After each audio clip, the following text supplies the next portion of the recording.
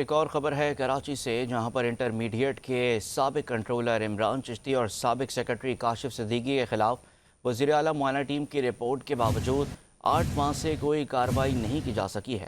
وزیر اعلیٰ معائنہ ٹیم نے اپنی رپورٹ میں بتایا ہے کہ عمران چشتی نے امتحانی نتائج میں ٹیمپرنگ کی، اختیارات کا ناجائز استعمال کیا، مالی بے قاعدگی کی، فنڈز میں خرد برد کی، اس لیے عمران چشتی کو ملازمت سے برطرف کیا جائے، مگر ان کے خلاف کارروائی کے بجائے اور ایس ڈی بنا دیا گیا ہے۔ اس پر مزید تفصیلات جانتے ہمارے نمائندے شکیل نائج سے۔ شکیل نائج، تفصیلات سے آگاہ کیجیے گا۔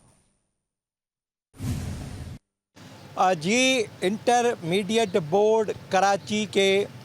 2 اہم عہدیداروں کے خلاف وزیر اعلیٰ انسپیکشن ٹیم کی تفصیلی رپورٹ کے باوجود ان کے خلاف کوئی کارروائی نہیں ہو سکی ہے۔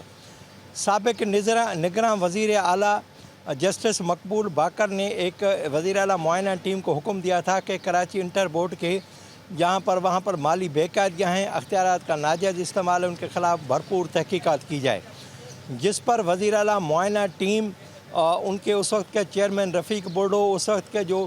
ڈائریکٹر تھے وزیر اعلیٰ معائنہ ٹیم کے شامیر بھٹو، اور اس وقت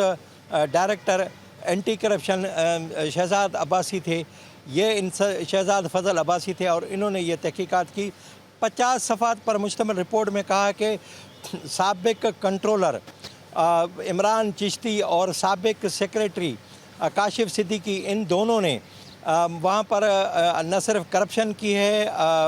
مالی بے قاعدگیاں کی ہیں، اختیارات کا ناجائز استعمال کیا، اور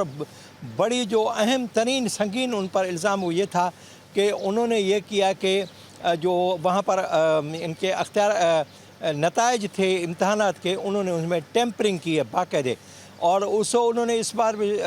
سفارش کی ہے کہ عمران چشتی کو ملازمت سے برطرف کر دیا جائے اور ان کے خلاف کارروائی بھی کی جائے، ان کے خلاف مقدمہ بھی کیا جائے۔ لیکن 8 ماہ گزر جانے کے باوجود بھی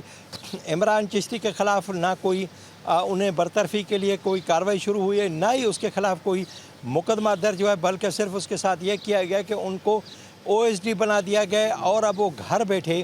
پورے انٹرمیڈیٹ بورڈ کا نظام چلا رہے ہیں، اور آج بھی اگر نتائج میں ہیرا پھیری کرنی ہو تو اس کے لیے عمران چشتی کی خدمات حاصل ہوتی ہیں۔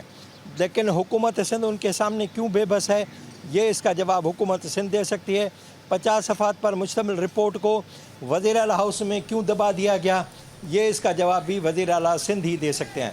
جی بہت شکریہ شکیل نائج، آپ تفصیلات سے آگاہ کر رہے تھے۔